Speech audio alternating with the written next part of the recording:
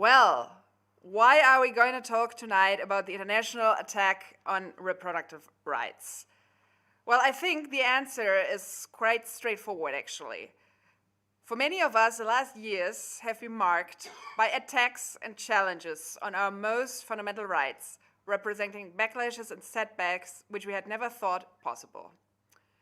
I am 32, and I think I speak for many of my generation and maybe many people present here watching at home.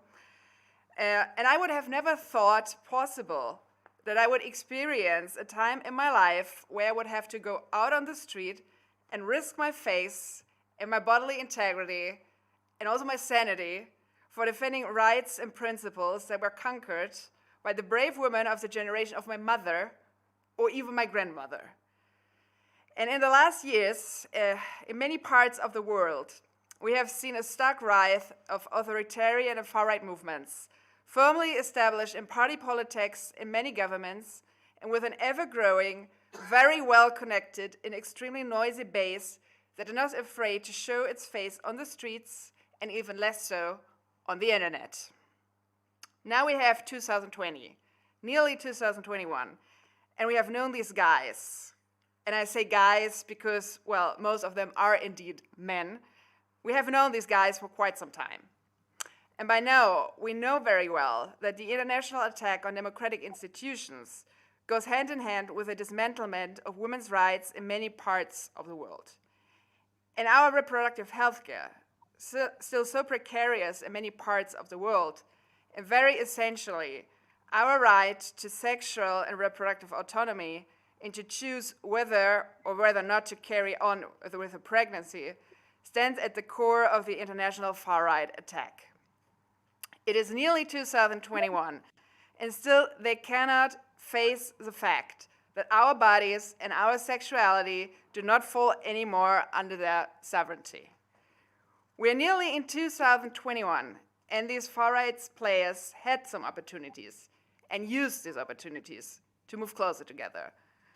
Only a few weeks ago, government representatives from over 30 countries, including the US, Brazil, and Poland, signed the so-called Geneva Consensus Declaration, which promoted the family as a natural and fundamental group unit of society and reaffirmed that there is no international right to abortion, nor any international obligation on the part of states to finance or facilitate abortion. On the other side of the spectrum, there is us, feminists or activists resisting.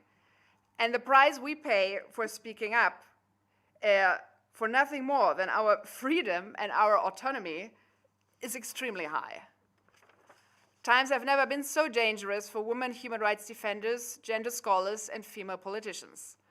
Some of us went into exile, some of us went into hiding. Some of us were murdered. And well, today we're going to speak about the attack on reproductive rights as a global phenomenon. We're going to show that what is going on in Poland has repercussions in Brazil and in the US, and also in the rest of the world. We are going to explore the parallels, differences, and main strategies of these far-right groups. And we are also going to talk about why they are so scared of us, internationalist feminists, and how we can spook them more and also kick their asses for good. I'm going to shut up now, and I think we can start with our first panelist, Taylor Storey.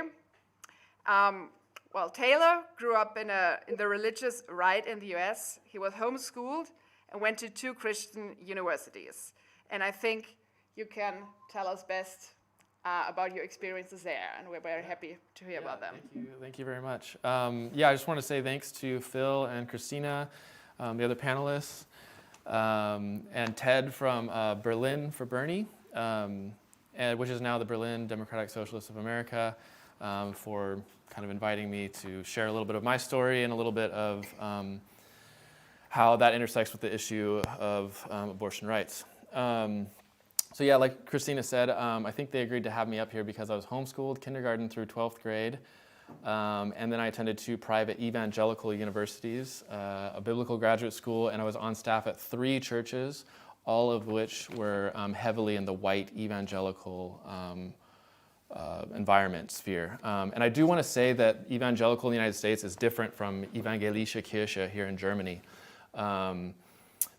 Especially because many evangelische Kirche theologians like Dietrich Bonhoeffer, an anti-fascist, Karl Barth, and Paul Tillich, Dorothy Soleil is another women's rights theologian from Germany, from the evangelische Kirche. So I don't want to associate evangelische with the white evangelicals in the United States.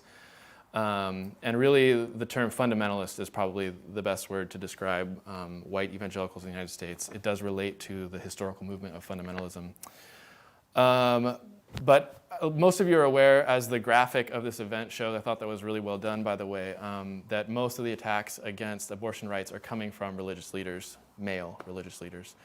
And abortion seems to be the number one issue for U.S. American evangelicals. Exit polls from the recent election show that 26% of voters in the United States identify as evangelical, and 78% of them voted for Trump. This is not far from 2016, when there were 36% of voters and 81% of them voted for Trump. When asked for a reason why they voted for Trump, the first thing given is usually anti-abortion. And in most churches, the churches that I was a part of are no exception. When election time comes up, there are often voter guides passed out. And the number one issue on the voter guides is whether or not they are for or against making abortion illegal. If anybody has seen the documentary Jesus Camp, you will know that in particular, appointing judges has been something that's very central to the mind of conscious evangelical voters. There's a scene in that movie, which is not even really a majority of evangelicals, but is enough of evangelicals that it makes a difference. But the adults are encouraging the children to chant righteous judges over and over. So the appointing of Amy Coney Barrett recently is the reason that they elected Donald Trump, is that he said that he would appoint so-called pro-life judges. I prefer to call it a forced birth version of pro-life. And this argument that they have does have a lot of holes in it. I espoused this for many years, but still held very dogmatically. It's such a polarizing issue that in the conservative world, I think there's no way to even bring it up without being immediately shut down. So there's not a direct route to argue against this. But first, I'll tell my story, and then I'll note two developments in the evangelical world that I think are actually helpful developments. As I said, I was homeschooled, mostly very rurally. I was only allowed to participate in fundamentalist groups other than playing foosball or soccer. If you've read Deborah Feldman's Unorthodox or Tara Westover's Educated, my experience was a lot like theirs. For me, the reason that I grew out of U.S. evangelicalism was that it could not meet its stated goals of love, joy, and peace. And I use those terms, love, joy, and peace, because that's what St. Paul claims will be seen if you adhere to the teachings of the Bible. I was around church enough to see that the shallowness and hypocrisy of what we were celebrating and the lack of understanding people outside of our circle, that it was not living up to its own goals. But it wasn't until I was 25 that I realized I would have to go beyond evangelicalism to get some answers. And for me, it started with a group of Salvadorian immigrants that I played soccer with. I saw that the fundamentalist churches I was a part of had no impulse to include them in our Christian expression, and considered their experience or their Christianity, because many were Christians, to be unimportant, if not heretical.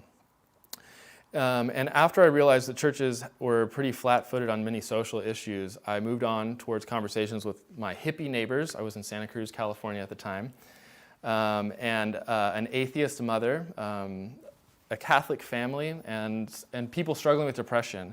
I saw more love, joy, and peace among these people than I did in the churches that I was involved in. What I was told was that these people were motivated by a life of self-interested pleasure and laziness, that they did not care about others or hard truths. And as I began talking with them, I realized that what I had been told was, at best, an oversimplification. Pertaining to abortion, somewhere in that mix, I heard the song Runaway Love by Ludacris and Mary J. Blige. I don't know if there was an audience, I would ask who's heard the song, but but you're all online, so. But for the first time, I heard some complexity surrounding abortion. The third verse of the song tells a story of an 11-year-old who has sex with a 16-year-old and gets pregnant. And a friend had also told me a similar story, and I knew that the fundamentalist evangelical expression that I was involved in did not consider the position of these women. Somehow, the way I received the story was that people enjoyed having abortions, that they skipped off and laughed to an abortion clinic. And due to this being flat-footed on social issues, it's been enough to create a large movement in the United States of nuns, N-O-N-E-S, nun, as referring to religion. It's the fastest growing demographic, and it's second only now to evangelicals in the United States. Many who are raised heavily invested in evangelicalism have taken to calling themselves ex-evangelical or post-evangelical. And many, they can go anywhere from that place, but I think from the influence of Bernie Sanders and Alexandria Ocasio-Cortez and others, they're starting to connect with more progressive and even leftist views. The failure to produce Love, Joy, and Peace was not quite enough for me to fully leave. I was very invested biblically, and I went to seminary and encountered literary and historical criticism of the Bible. This doesn't have to rule out supernatural occurrences, but it places the emphasis on material conditions. It isn't really known, but these are the studies that produced the left Hegelians and ultimately Karl Marx. It was first David Friedrich Strauss, his Das Leben Jesu, made the Hegelians realize that they were different from the old or the right-wing Hegelians, and Ludwig Feuerbach's pushed them even further to the point where Karl Marx became the materialist that he was. And so historicizing the Bible and its history made me historicize the issue of abortion. What has been a surprise to many is that the Southern Baptists, which is the largest evangelical denomination in the United States, largest Protestant denomination, and Southern, by the way, is referring to their position before the Civil War of pro-slavery. So every time you hear Southern Baptist, you can put it in your head, pro-slavery Baptist, because that's what it means. They themselves were pro-abortion at the time of Roe v. Wade in 1973. It wasn't until 1979 that they took the position that they hold today. Initially, it was a Catholic issue, and Southern Baptists opted to oppose the Catholic position. Now, Catholics officially believe that only procreative sex is okay. Lust is a sin, but sex is needed to continue the species. Therefore, a special exception is made for lustful actions when they are creating a human. Even masturbation is officially wrong.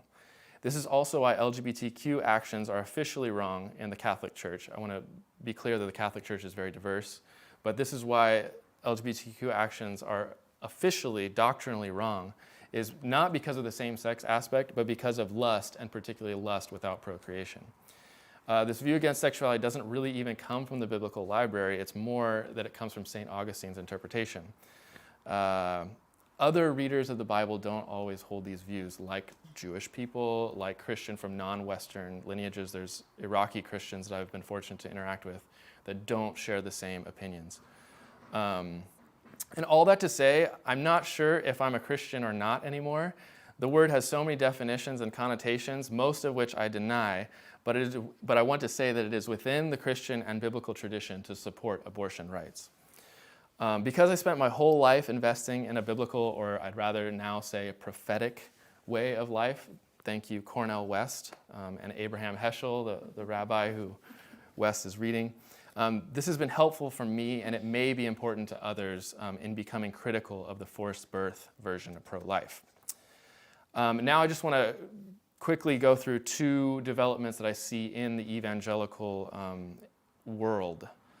First, people are beginning to ask, what kind of pro-life? And as you've heard me say a few times, I've begun calling the version of pro-life that I previously espoused a forced birth version of pro-life, because they still vote in favor of war, guns, the death penalty, against many measures that would lead to life for immigrants, people of color, LGBTQ people. So while saying forced birth is a bit aggressive, I have to ask them if they're pro-life in any other way, and for the most part, they are not.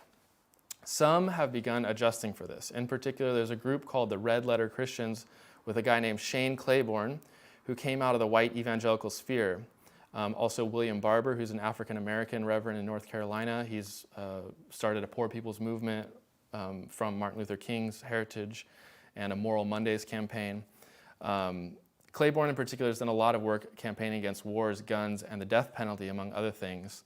And I think it's good news as a whole. It's opening up a lot of eyes of young people from the religious right.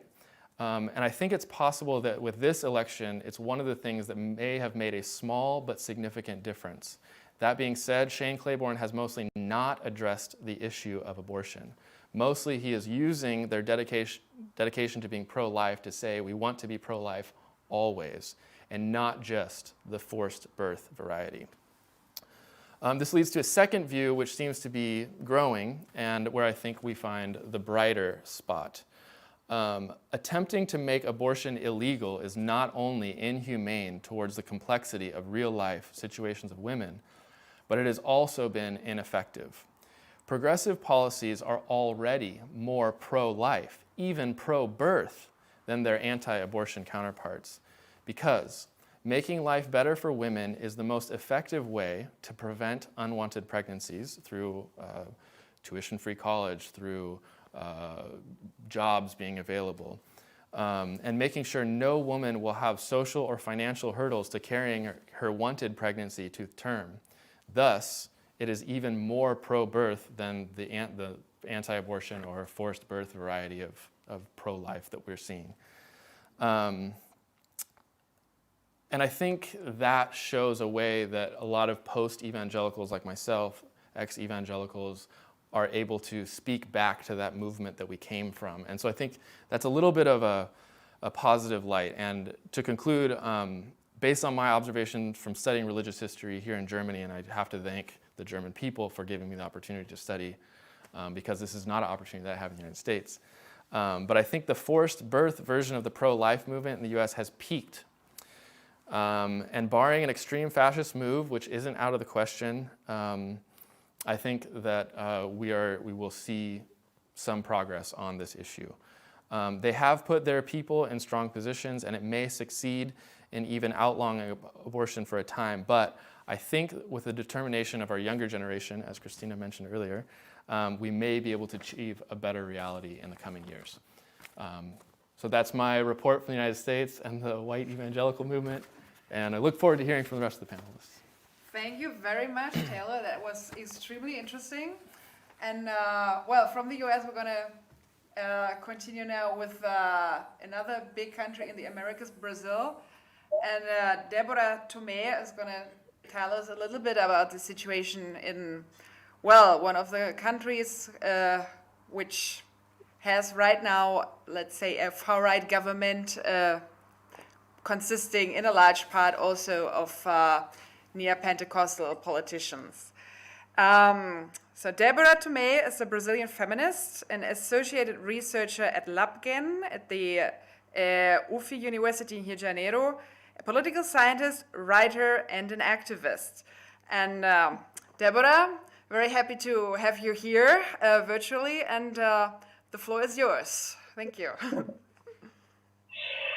Thank you, Kristina. It's interesting to be just after the story about the United States, because sometimes it feels so much like Brazil. It's interesting to compare both ones. So I would like to thank you all for the invitation, as well as Kristina, who puts me in contact with the Link International Group in Berlin. It's always great to have the opportunity to connect and change ideas with people, activists, politics, academics from other countries who are dealing with a similar struggle, although in different countries and contexts. Since this talk will be in English, I prepared something written. I hope I won't be boring. I usually speak like by heart, and I'll be very happy to answer questions and doubts in the end of the presentation. As Kristina told, my name is Debora. I'm associated researcher at LabGen. at UFI. It's a gender center of studies in Brazil, in Rio de Janeiro.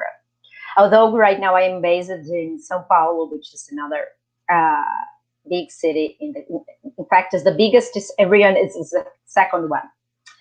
So just to talk a little bit about my work, I started what I call my institutional life in feminism, precisely fighting for abortion rights in Brazil. It was 2014. I was a journalist and a friend who was a former professor and an important activist in Brazil for abortion rights. She was organizing a group to do pressure and do advocacy for reproductive rights in the country. So this woman, she contacted me and invited me to integrate this group of feminists who were fighting for abortion. It's funny because although the subject is not funny, it was a great group. They were very funny, and they were mostly feminists in their 70s. Most of them were around 70 years old, and they were feminists from the second wave. And we together met the Supreme Court judges and some congressmen and congresswomen to try to pressure for abortion rights in Brazil. It was the beginning of 2015, and a lot has happened since then, as Kristina already mentioned some things. In my professional life, I decided to start a PhD in political science and start also to work with capacitation for women candidates. The almost absence of women in politics in Brazil was also the main subject of my thesis. However, I never left the agenda of reproductive rights, women's rights, and I never left also the group, the old ladies feminist group. They still be very active, they still be friends, and I'll talk a little bit more about them during this talk. Just trying to give some background about abortion in Brazil and feminism and misogyny in Brazil. Far away from this idea of the women in bikinis imaginary, I remember when I live in the United States, all the time I have to explain, we are this country of women in bikinis and the beach, but Brazil is a very sexist, misogynist, and religious country. It is the country with the highest number of Catholics. Although our Catholicism cannot be so intense, it means that someone can be Catholic and also go to an Afro-Brazilian religion or something, but we have the highest number of people who declare themselves as Catholics. In this sense, it's important also to mention this number is changing in the last few years with the rise of evangelicals from neo-Pentecostal churches. The point I want to make here is that this new group of religious people are many times even more conservative in terms of preference, and they also have the anti-abortion agenda as one of the main discourses. I think it goes a lot with the story of evangelicals in the United States. This is a main issue from Brazilian evangelicals, as well as a main issue from Catholics in Brazil. Talking about violence against women, Brazil has high rates of homicide, feminicides. Each 2 hours, a woman is murdered in the country, usually from someone she knows. It means every day 12 women and girls are victims of homicide in Brazil, usually by their relatives, partners, ex-boyfriends. Just to complete this quick scenario, in 2018, following a wave of conservatism and political dissolution, Brazil elected a far-right president and lots of far-right deputies. Nowadays, this far-right party, which was the party of the president, is the second largest in number of seats at Congress, at Brazilian Congress.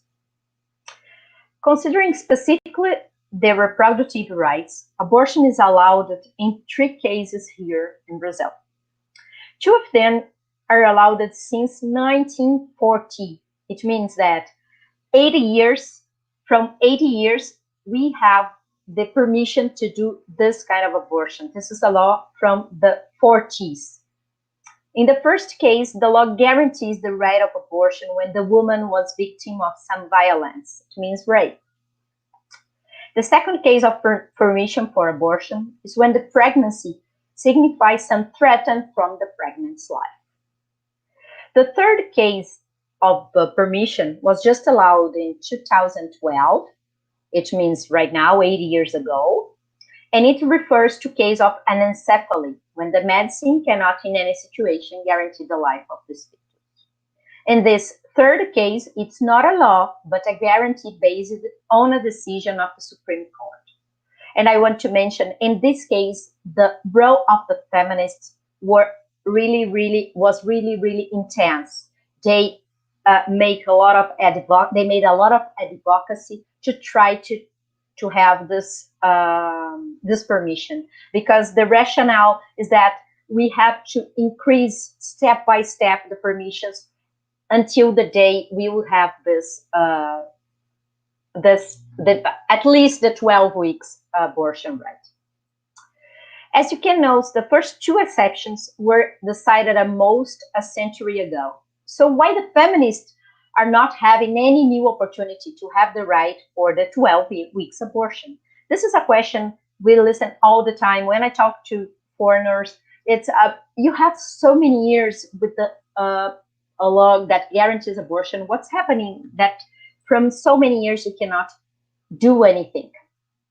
If you look from outside, this question seems reasonable. However, as we say in Portuguese, we are most of the time, we feminists, we are drying the ice, which means that our efforts in all these years were mostly to maintain things the way they are, avoiding the complete prohibition. A recent study written by 3 public health servants using numbers from the public health system, which is the available data, as probably know, it's difficult to have good data for illegal abortion. So this data says that between 2008 and 2015, there were around 200,000 hospitalizations per year because abortion-related procedures. Since abortion is forbidden in Brazil, many people try to do it at home. Many women try to do it at home. It means many of these poor women are using night needle, natural beverage, or hangers to do the abortion themselves. Of this total, 2,000 hospitalization, less than 1%, it is 1,600 were for medical legal reasons. From 2006 to 2015, there were 770 maternal deaths caused by abortion-related problems. This number can be even higher if we consider the other deaths that are related with the usual abortion consequences. I know I have a lot of numbers here, but if you have any questions about this, in the end, I can provide and say it again. We also have to remember women, considering this, that women cannot say at the hospital that they had an abortion because it's a crime, and they can be arrested by the abortion if they say at the hospital. So they came to the hospital, and the doctors, they try to save these women, but many times, all the time, they cannot say they had an abortion. They try to do an abortion themselves or in illegal clinics or something. Although official health data do not allow to estimate the number of abortions in Brazil, these statistics permit that we know the profile of women at higher risk for death from an illegal abortion. Black and indigenous women with low education levels. They are mostly under 14 years old and over 40 years old. They live in the poorest regions of the country, which means the north and the northeast. They usually don't have a partner. According to a reporter from Gênero e Número, a Brazilian feminist news media, from 1949 to 2019, which means 70 years, 275 bills were presented at the Congress mentioning the word abortion. Most of the bills pro-abortion were presented in 2 decades, which means not in the 90s and in the 20s. These initiatives, the initiatives that took a narrative bias against abortion, it means in favor of increased punishment and prohibiting legalized the abortion, have been increasing from 6% of the total in the 90s to 44% in the 2010s. Which means that we have seen in the last few years an increase in the bills trying to prohibit the abortion in Brazil. We have to consider that since 2019, it means last year, we faced an increase in the bills trying to guarantee having this written in the Constitution, the right of life since conception. This is a big issue in Brazil, which means that they ask these groups, anti-abortion rights, anti-abortion, they ask to be written in the Constitution that life is guaranteed since conception. I think it's something that they do in many places of the world, but it's their language in Brazil. It's their strategy in their language in Brazil. If any of these laws pass, Brazil would be the worst case in reproductive rights in Latin America, just as bad as El Salvador. Countries like Uruguay, Argentina, and Mexico are examples of places where the abortion laws are becoming more permissive in the last few years. Over 7 decades, the PT, the Workers' Party, was the 50th party to present the largest number of bills against abortion. There were 6, the same amount as the PSL, which is the party of the president, Jair Bolsonaro. I just want to mention that because of something that I will say a little bit more afterwards. It's that idea that also the left in Brazil has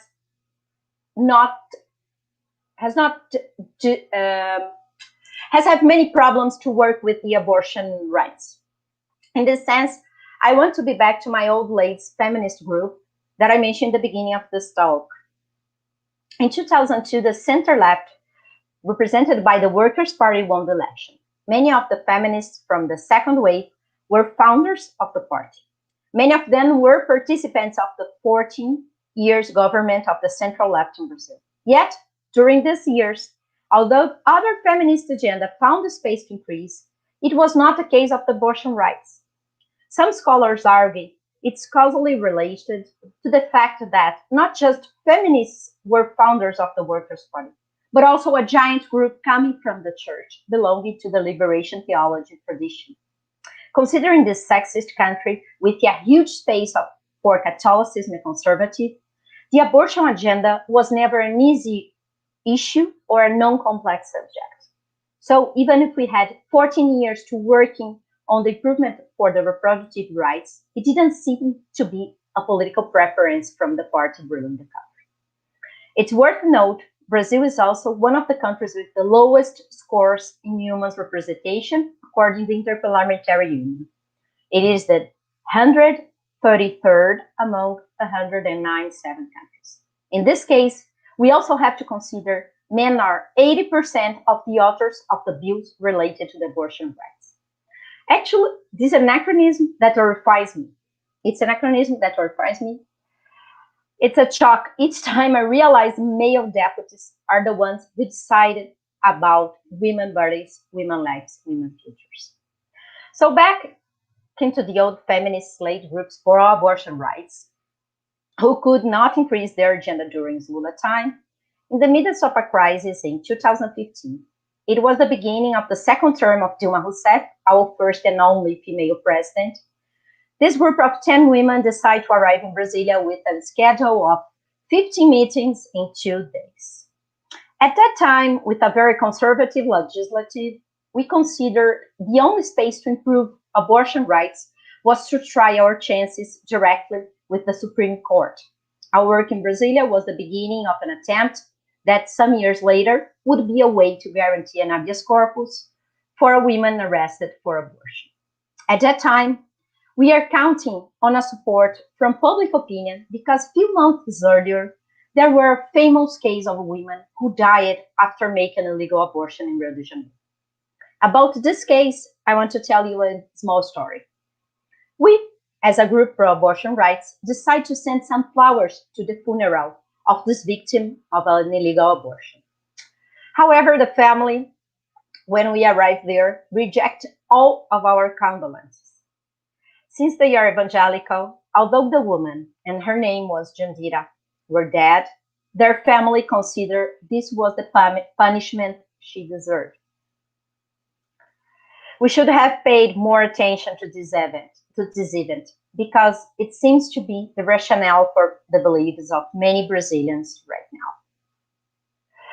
4 years later, and Jair Bolsonaro, a very conservative far-right president with an extensive agenda anti-abortion rights, very misogynist, any LGBTQ agenda, were elected.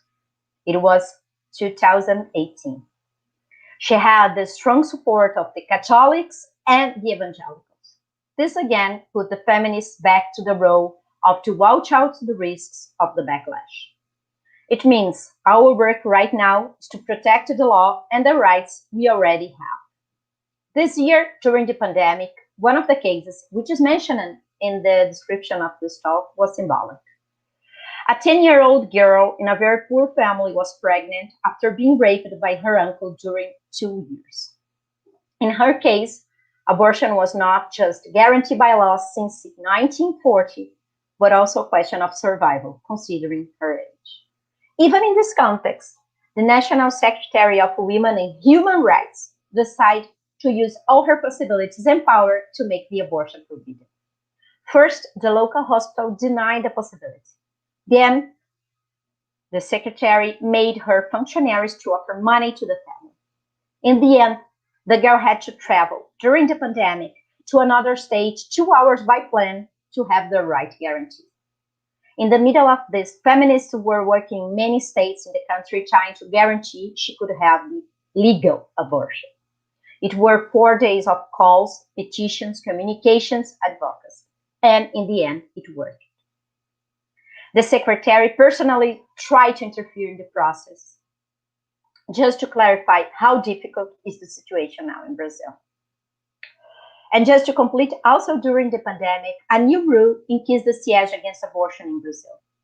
This law starts to compel health professionals to notify the police when they assist patients who want to do an abortion due to rape.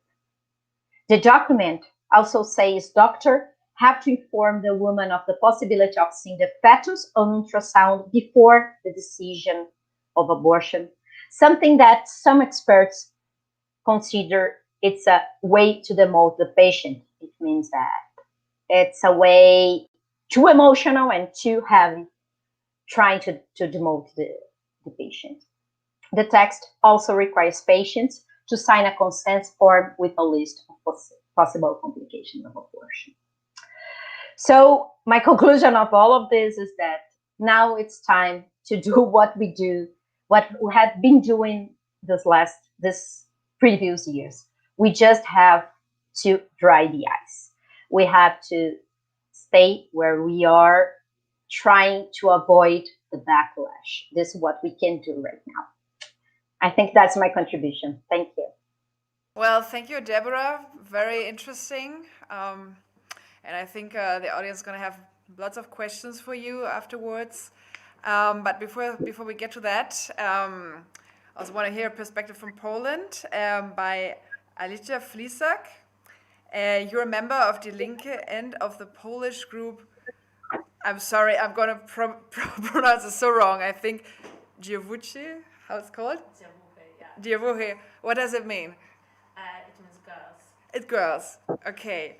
Well, welcome, Alicja, and you're going to tell us about your work and your perspective on abortion. I'm going to talk today about a little about the organization called Although Juris. It's international ties and about the movement's response to the announced abortion ban in Poland.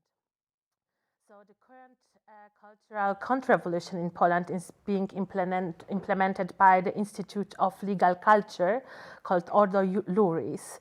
And Ordo Juris Institute is a legal organization incorporated as a foundation in Poland. It gathers academic and legal expertise with the aim of promoting such changes in secular Polish law so that it would reflect the fundamentalistically interpreted principle of Christian religion. The activity of this legal think tank increased significantly after Law and Justice Party took over the rule. The change of decision makers and the ideological course of the government allowed them to spread their wings and influence. Ordo Juris provide the right wing with arguments, like, for example, against the anti-violence Istanbul Convention of the Council of Europe. In 2016, they prepared a civil bill banning abortion completely. Ordo Juris also helped to create a document for counties to call themselves LGBT free zones. Co-creation of the national family policy is another field of expansion of this organization. Some of their experts are holding position in the ministries, like, for example, the ex-president of the institute, Aleksander Stępowski, became the deputy minister of the Ministry of Foreign Affairs, responsible for legal and treaty matters. Several other members of Ordo Juris are hired to work for the current government as legal expert or are hired as judges in the Constitutional Court. In 2016, Ordo Juris obtained consultative status at the United Nations Economic and Social Council. This means that they have access to the monitoring of planned activities and can join the work of the Council by providing expert opinions and analysis. And they are performing consultative function for this institution. So Ordo Juris has very broad international connections. I would like to mention just two of their significant networks. The first network is Tradition, Family and Property, that you may know because they're from Brazil, and the other one is Agenda Europe. Tradition, Family and Property, called or short TFP, refers to a set of international conservative Catholic-inspired organizations which share a common worldview, and originating in Brazil in 1960s and evaluating spreading throughout the world. TFP has TFP is a long-lasting movement within Catholicism with a distinct way of working by fusing social conservatism with economic hyper-liberalism and legacy of complicity with far-right movements.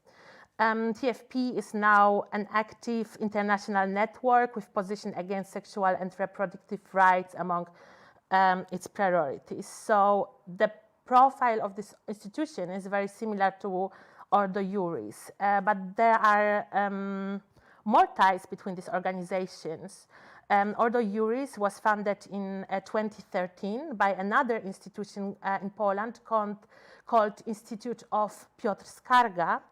In the council of Piotr Skarga Institute, there are two TFP members. One of them is Matthias von Gerstorff, and he is the head of German branch of this organization, which is called Gesellschaft zum Schutz von Tradition, Familie und Privateigentum. And another person is, I hope I pronounce it right, Jacques Xavier de Silva. And he is one of the first students of the founder of a TFP organization. Also, the logos of the both institutes are very similar, and both incorporate the exact same lion symbol. I mean, like if you would look at it, then it's seriously the same.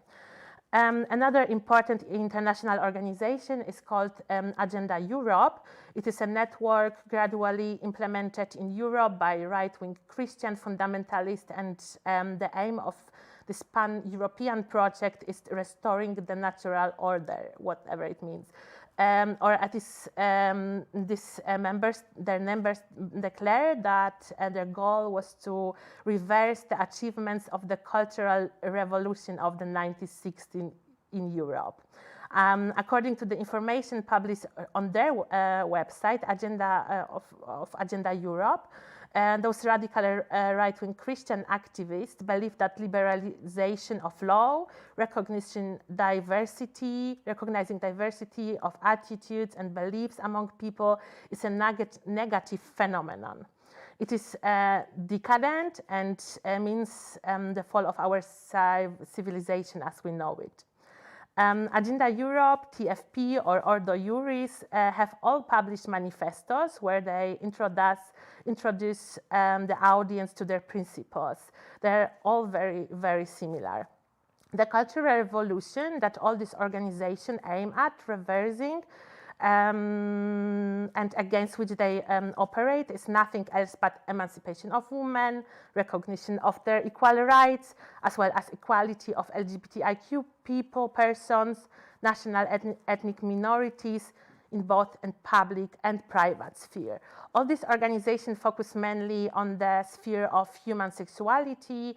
They strive for issues such as divorce, contraception, sex life, access to abortion and assisted reproduction techniques, as well as sexual orientation, not to be a private matter of citizens, but matter regulated by the state in accordance with Christian doctrine. This implies opposition to divorce and taking legal actions to limit them, a ban on contraception, a ban of abortion, stigmatization of non-heterosexual persons, as well as a ban of the use of in vitro methods. And these areas are referred to as the key issues. And all those things are actually happening in Poland, and the strings attached to diverse campaigns against sexual autonomy and determination always lead to the same institution, which is Ordo Iuris Institute. And now I'm going to shortly mention or focus on the response to this backlash from the feminist movement in Poland. And due to time's restriction, I will just focus only on a few strategies that in my opinion, very crucial for the movement to be successful. In Poland, particularly in 2016, a strong pro-choice movement started to form itself as a response to the announced total abortion ban in Poland. Similar like in Brazil, abortion is allowed only in 3 cases, and anyway, already then the movement established its root not only in big cities like Warsaw or Poznań, but also in the province. A demonstration took place in more than 90 cities and towns in Poland and evoked new feminist grassroots movements evoked that was centered not in the huge urban centers where activism is usually rooted, but actually in these small towns outside of the centers. Then now more than 400 cities and towns were participating in the newest protest since November, so the number grew again compared to 2016. The current protest is the biggest since 1980s. There's the idea of strike in the movement, and activists are seeking support from worker union organizations. This idea developed already in 2016 when on the so-called Black Monday, people were asked to participate in strikes in their workplace or wear black in solidarity with the protesters. The idea of strike survived in the movement, although for a long time it was put aside. 4 years ago, there was only one worker union that openly supported the strike. It was Inicjatywa Pracownicza, a union similar to German FAU. This year, there were certainly more unions supporting the cause of the protest and publishing official statements in solidarity with women and people with uteruses. The idea of general strike is still present, and taking under account the huge support for the abortion protest and rising dissatisfaction with the government managing the pandemic really badly at the moment, there is a chance that something could emerge in short future. Important work was also done by people that worked on the stigmatization of abortion through working on, for example, abortion storytelling and education work on abortion, taking away the stigma that surrounds the issue of abortion and developing understanding of it as an important part of healthcare led to a rising acceptance of the procedure among the society. Almost 70% support the call for abortion to be legalized until the 12th week in Poland, and only 10% are in favor for a total ban. The support for legalization among the working class is with 82% even higher than average. The support for legalization for abortion raised for 10% in the last 4 years. Then a civic initiative proposing a new a law legalizing abortion was also organized in the previous years. In Poland, one needs about 100,000 signatures for such a law to be voted on in parliament. The campaign collected this amount of signatures called Ratujmy Kobiety. Was a possibility this was a possibility to talk to people and advocate for abortion rights, which is also a very important thing to do, to talk to people. The current protests strengthen also the idea of solidarity and the need of organization outside the state's institution. Famous slogans from the current protest are, for example, we help each other in performing abortion. If the state doesn't protect me, my sister will do it. Or protest signs with the number of the abortion of the network Abortion Without Borders written on them. This is a network that helps organizing abortion outside of Poland.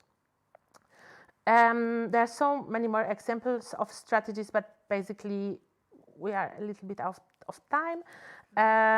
So yeah, we didn't win the fight yet in Poland. Abortion ban is not implemented yet officially, but it is just a matter of a sign. Protests are currently also somehow slowing down, but I'm certain that the mobilization among people is still huge. Besides growing acceptance for abortion, which is certainly the effect of the struggle for abortion rights in Poland, there's another statistic that makes me really happy and restored my trust in humankind, and it is the dropping support for the right-wing party Konfederacja, which also supports the ban of abortion. Konfederacja is even more far right-wing than PiS, the Law and Justice Party. And on the beginning of the protest, the support for the party was 8%, and now they have only 4% support. And also this year's annual right-wing demonstration on the Independence Day was really, really small. So these are the effects of as I see it, these are the effects of struggle against the abortion ban in Poland. Well, thank you very much. That was also very, very enlightening, and I think we can go on to engage with some of the questions of the audience, and then maybe do it a little bit more like a comparative fashion, because I think what you said is, what all of you said is so interesting, and I think it would be really enriching to work a little bit more on the similarities and the parallels between all these countries. Well, first of all, what came in here was more of a comment than a question for you.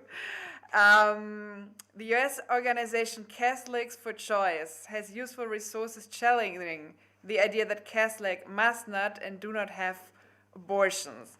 So maybe if you know this, you could maybe comment on it a little bit, and I don't know, maybe elaborate a little bit more on, I don't know, other kinds of resistances that might be growing among religious organizations. And something that would also interest me, how is the left engaging with these people? Because also sometimes we're not really helpful. We struggle to kind of build these bridges with the people who actually want to do something together. So maybe if you have a couple of words on that.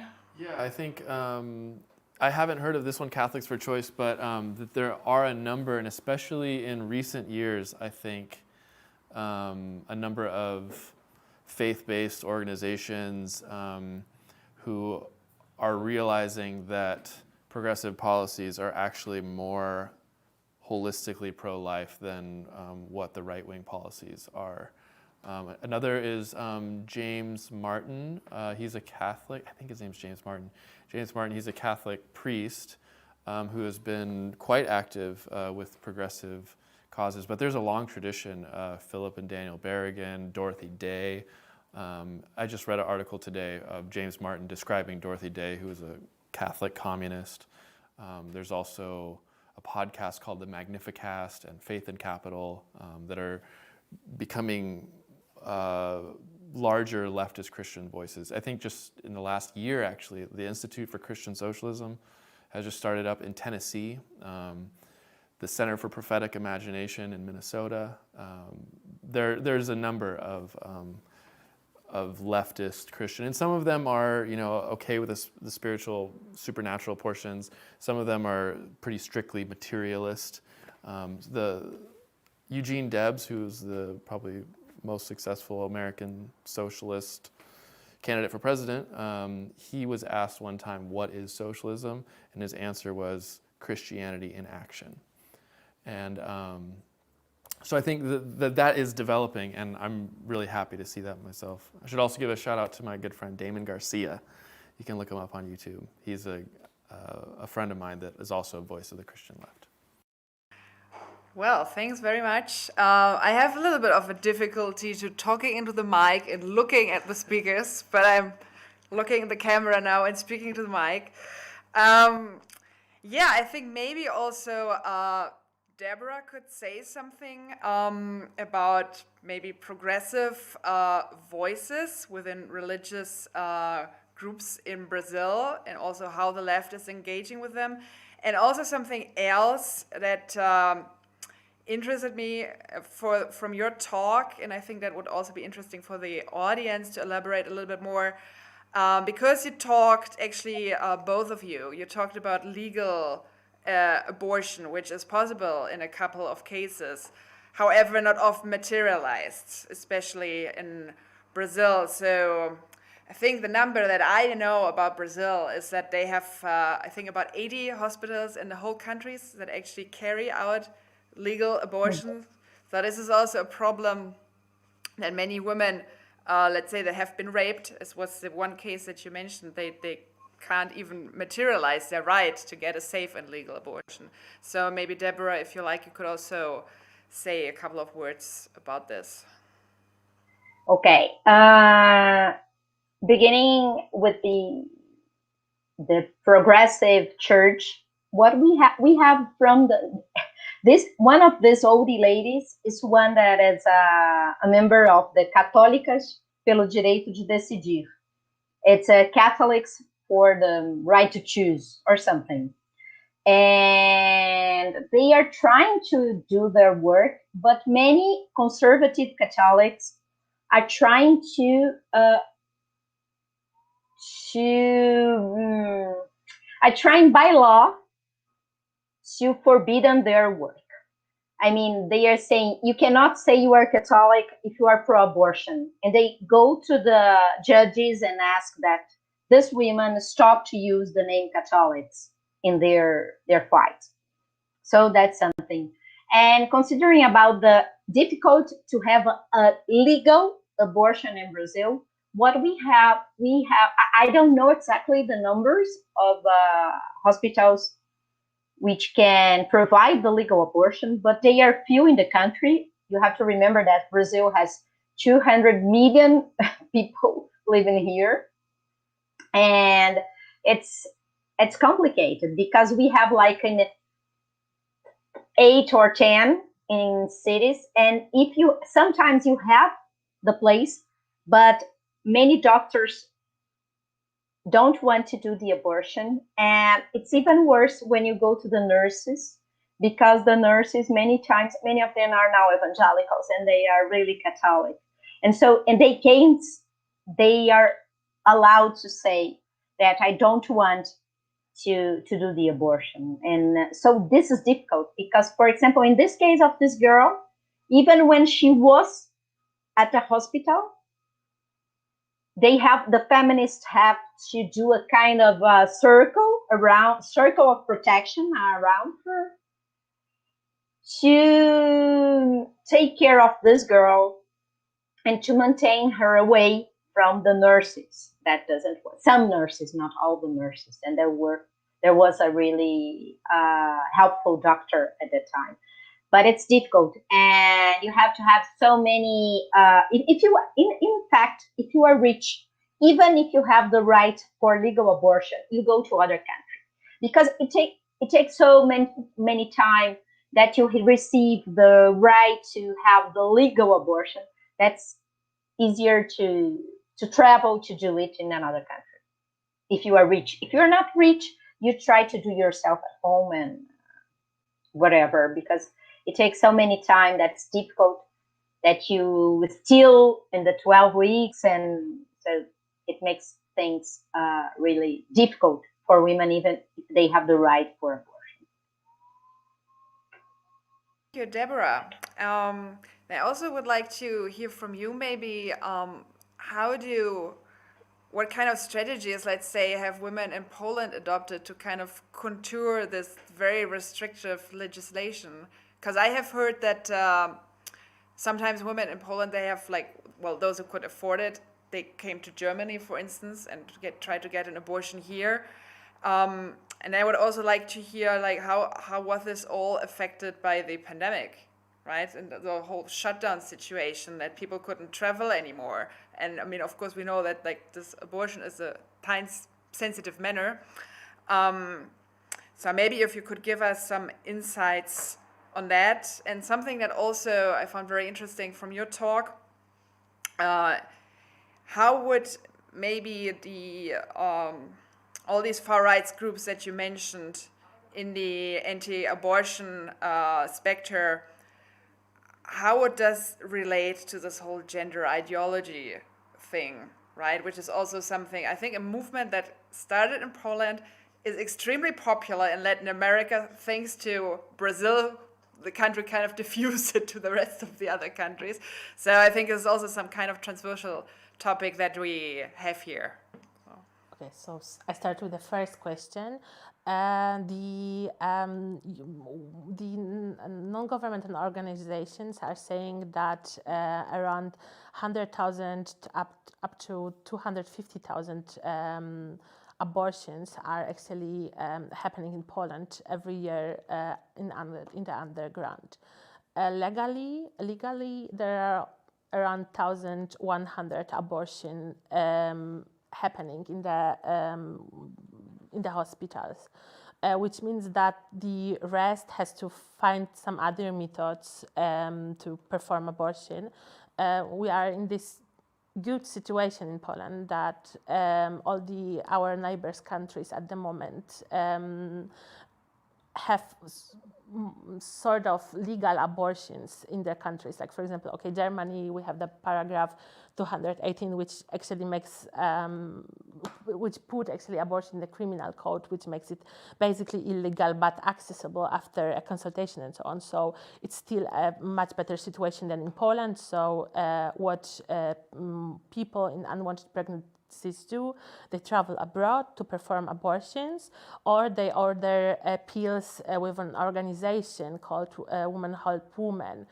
For about 70 euros, you can order abortion pills to home, and those are pills that are recommended by World Health Organization, which makes them more or less secure. I mean, they are secure.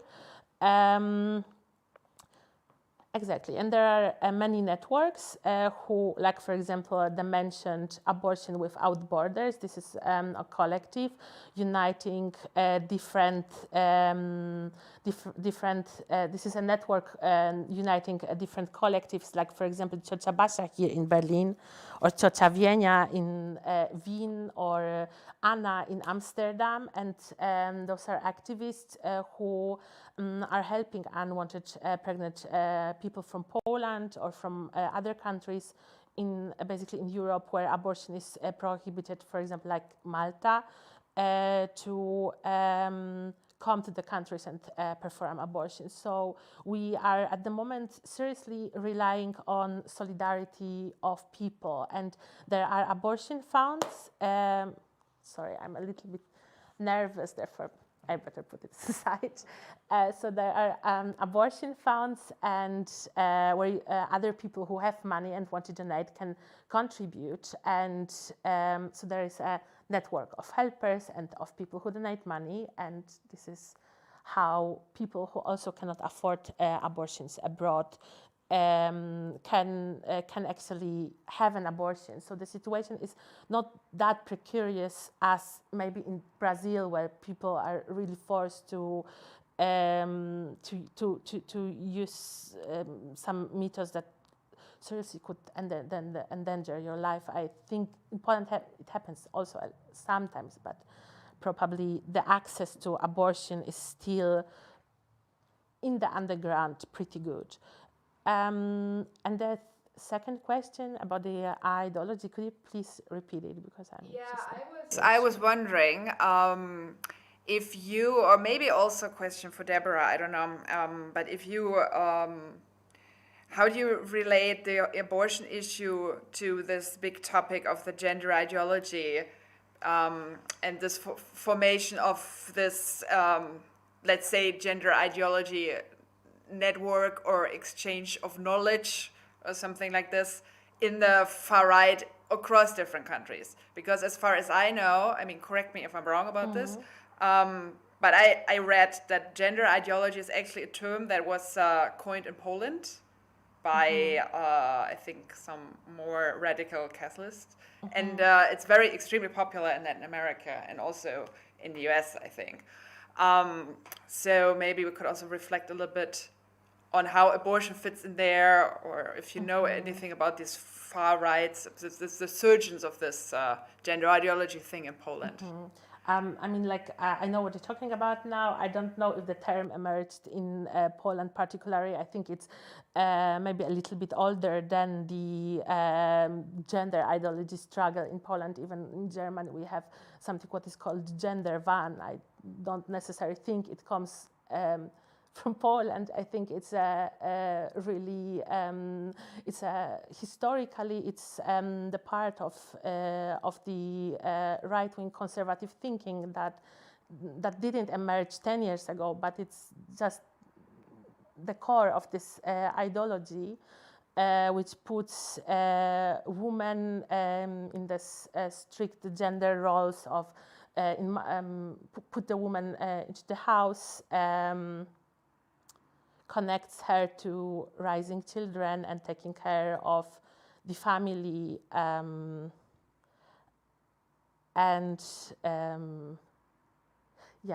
maybe I will give the voice to let Deborah say. Yeah.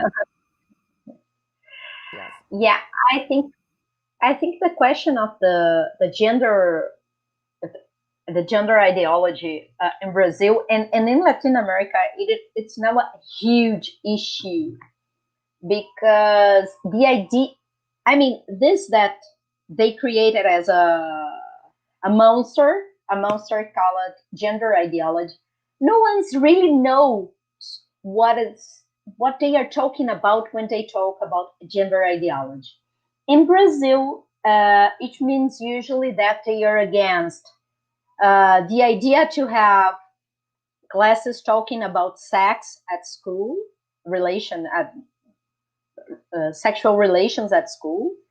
The idea that the schools permits to discuss subjects as transgenders or homosexuals or any LGBTQ agenda. And it's interesting because it's kind of it's not really related to abortion, but it's the same group.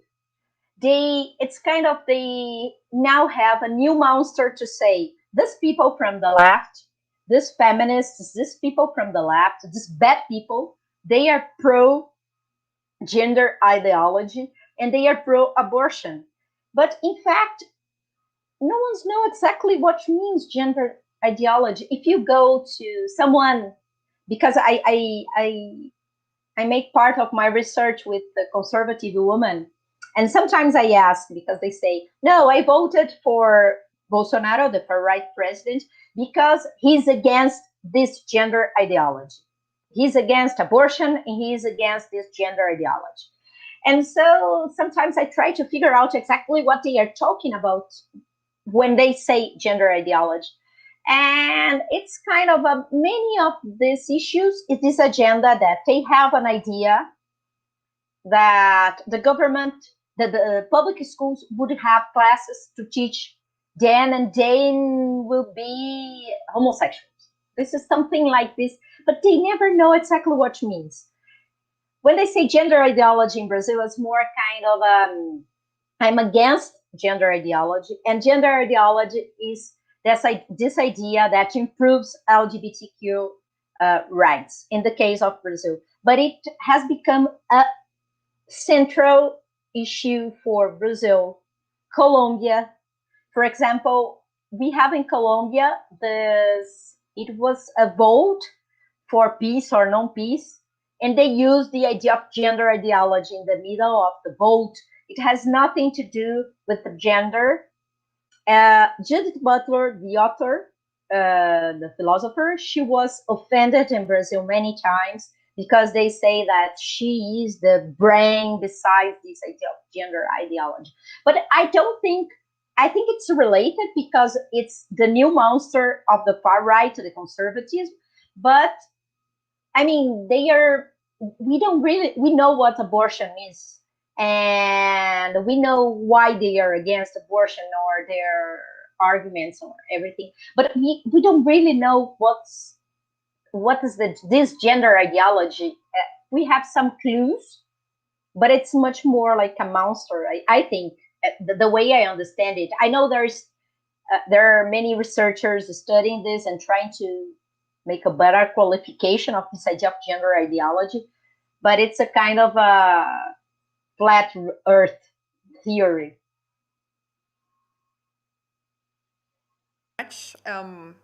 Well, the guys at home, you can also ask more questions. You just have to apparently push the question button or something. Yes. Okay.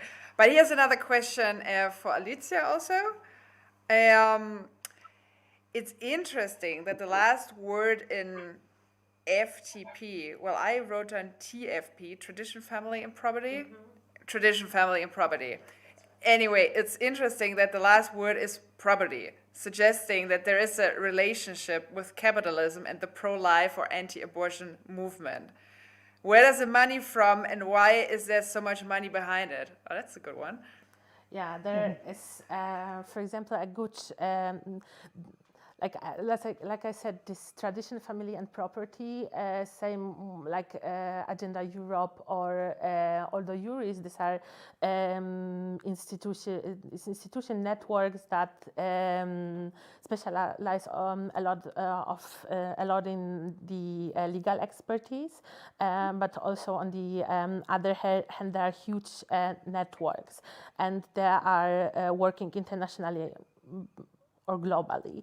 There was a paper published by Open Democracy lately that is showing how much money the organization from United States are, for example, putting into founding anti-abortion movements.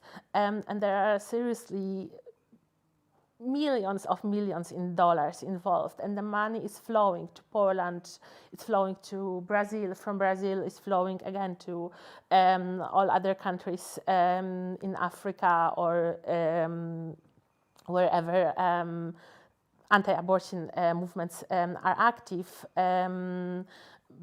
There is also a lot of money coming from Russia and from the oligarchs. So from what I read and from what I know, Brazil, United States, and Russia are the main money givers for these anti-abortion movements. But as I said, there are plenty of organizations that are involved.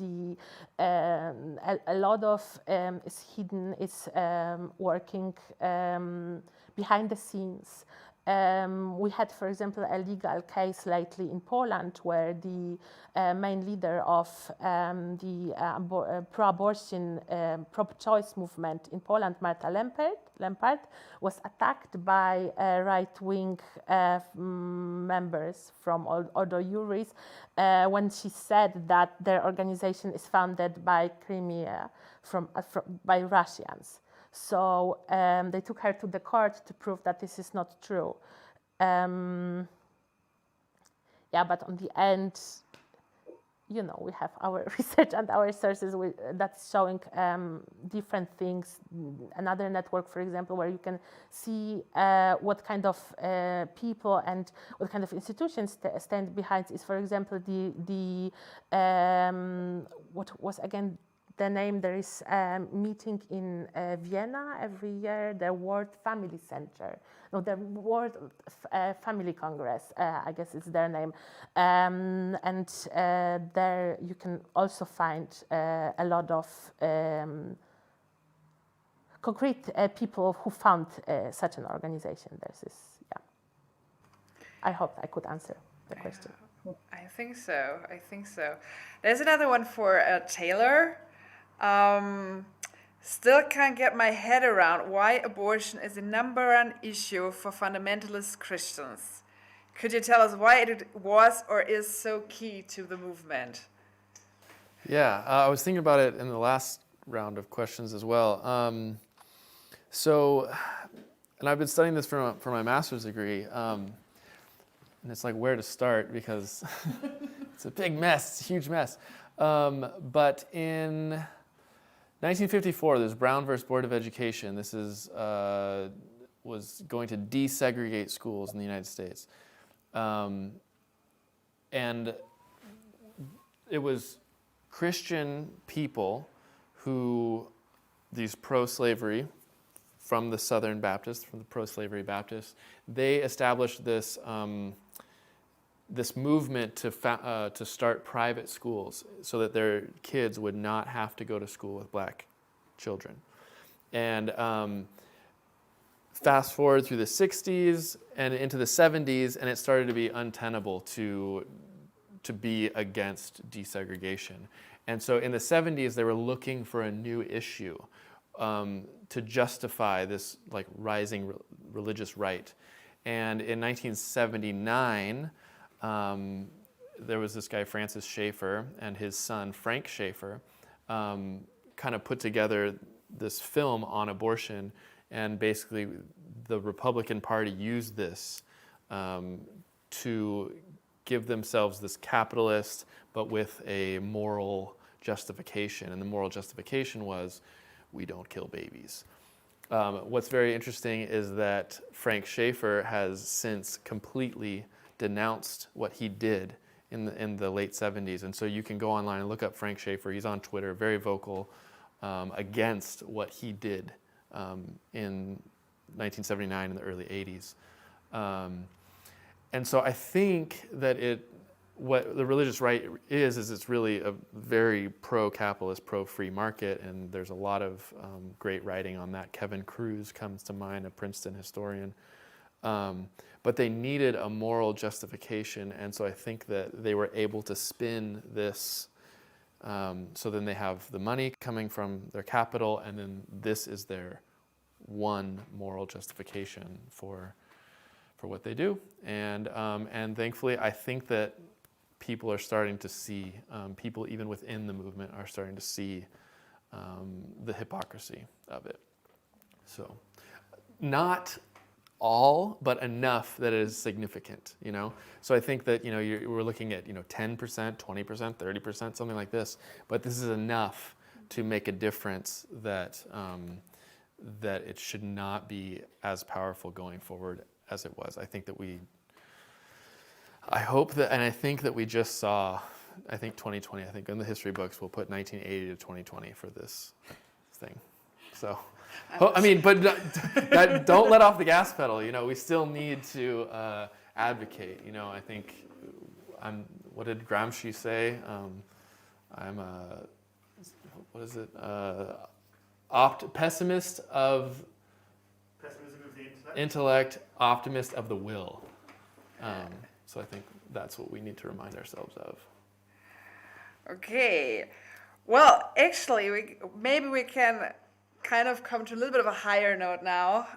Also, I think Debora needs to go soon, so maybe we can kind of wrap it up here with a last question. Thank you all three for giving the panorama of attack and resistance.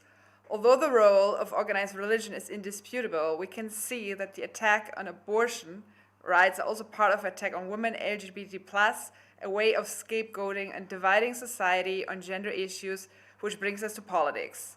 In Poland, the movement achieved a victory on this political ground. So how can we provide political answers to this backlash? How can the left become part of the struggle for women's rights? And maybe I would also add to this question, like, how can we connect more, right? Because the far right is so connected. How can our movements work closer together? Yeah, maybe final words on this. Maybe Debora, you want to start, and then we can. Oh yes, I think I don't know if I could be clear in this point at my presentation, but I think considering specifically the case of abortion, I think we still have to convince the population. Unfortunately, I'm not so sure that people are not so conservative in this specifically subject. And I think when the Workers' Party was ruling the country, I think they think about that. So I think we can have like lateral improvements with this rights, but I don't think in the near future we'll see something like a change, because this narrative is really strong. This narrative of the killing of the child, this is so strong that it makes me sad. But I think we have some opportunities with the feminist agenda in all the other fields. I think we have a lot of space to increase the feminist agenda and to bring back people from the left to the left side. I think we can. But now when I look to Brazil, I see a lot of conservatism. I see a lot of individualism. I don't have the answer. If you have any clues, I will accept and I'll try to use it here. But I think we are in some ways we are in a difficult moment. But from other side, we have some ideas that are coming from the youth that maybe it can change in the near future the reality or something like this. But I'm not optimist right now. I'm really afraid of the present more than the future, but I'm afraid of the present. I'm sorry. I know sometimes we are looking for optimism, but from abortion rights, I don't see it right now. Yeah, well, thank you. Alicja, what's your opinion on that?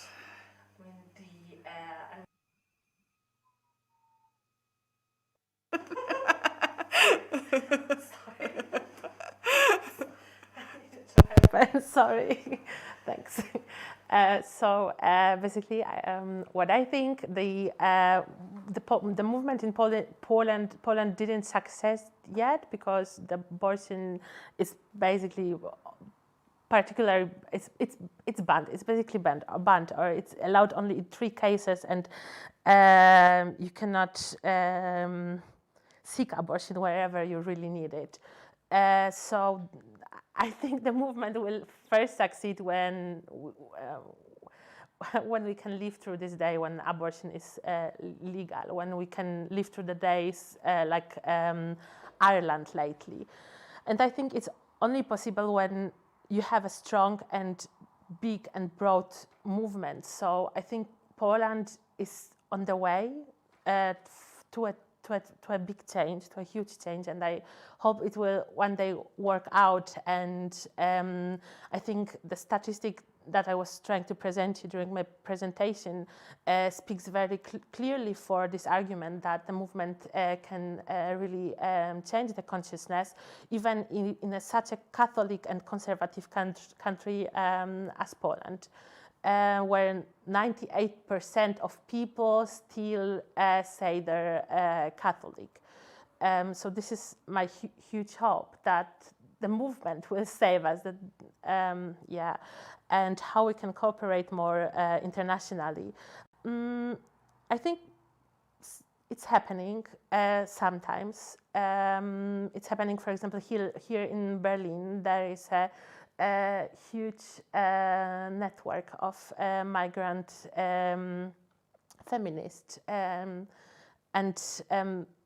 we are exchanging all the time and trying to find solutions, but also on bigger levels. There are meetings, international gatherings or feminists. These pandemics give us also a possibility to participate in discussions between feminists that we could not participate in before because there were not that many discussions were streamed online. Like, for example, this one, if we wouldn't have a pandemic, then probably it would just the people who attend could really listen to this. And we have several opportunities, and I hope that the organizing will be put forward in the next years. Okay, and maybe a good example of how it worked is actually the year 2017 and the International Women Day, where there was actually a huge network of international activists who decided to organize International Women's Day after under a common slogan and with common call for this International Women's Day. And the network, I don't know if it's still existing, but I just know that 2017 was, for example, the year where when feminists co-worked internationally. Thank you. Taylor, what's your thoughts on that? I mean, I think that my optimism of the will is just seeing how many people are growing out of this evangelical fundamentalist movement. And like I said, the Southern Baptist Convention, they lost, I think it was 2 million members last year, which is a lot. And their giving is down, and they are already making some adjustments, though there's fundamentalist backlashes within. I mean, it's a fundamentalist organization, but they are, like, people are waking up, I think. And like Deborah said, I'm not sure the frame, like, to hit abortion straight on is a difficult, to start with this issue is a difficult one to start with. Like, you know, for me, it was more immigrants, and it was even just a failure of evangelicals to even be Christian that kind of opened the door for me to listen to my hippie neighbors. And But I think that's happening, at least, in the United States, I think it's happening. And so I think that, I think that the networking component is huge. And International Women's Day in 2017, I think there was the Women's March that was, I think, the day after Trump's inauguration or something. Yeah, that was a huge movement, yeah. Yeah, so, I think that a lot of my friends, that was the first time they ever went to a protest. And people from this evangelical fundamentalist world. So yeah, like I said, I think that things are happening there, and that's where my optimism is. And I think there's ways, and a lot of them are speaking directly to that group, and so if there's people that see this that want to look at ways that people are speaking to that group, you can find me on Instagram. I'm New Transcendentalist, which is going back to Emerson and Thoreau and Margaret Fuller. You can find me there. Well, thank you. Thank all of you, and I think we can maybe leave it with that. So thanks for everybody watching also. Thanks for your questions. 2 announcements to make. First of all, next Sunday, 5 p.m., there's an online meeting for all potential writers, translators, editors, and anyone who's active on social media about the relaunch of the website, theleftberlin.com, and how you can help. That's an important one. And then on Tuesday, 12th January, in Karl Liebknecht House, there's the kickoff meeting to plan what the Berlin Linke Internationals will be doing next year. So everybody watching is welcome to either or both meetings, and everything else, of course, going on in the next year. Find information about it at theleftberlin.com/events.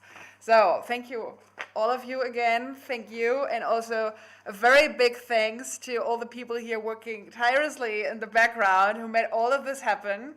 Thank you so much for having us here, and thank you for this amazing talk. Bye. Thank you. Thank you. Bye-bye.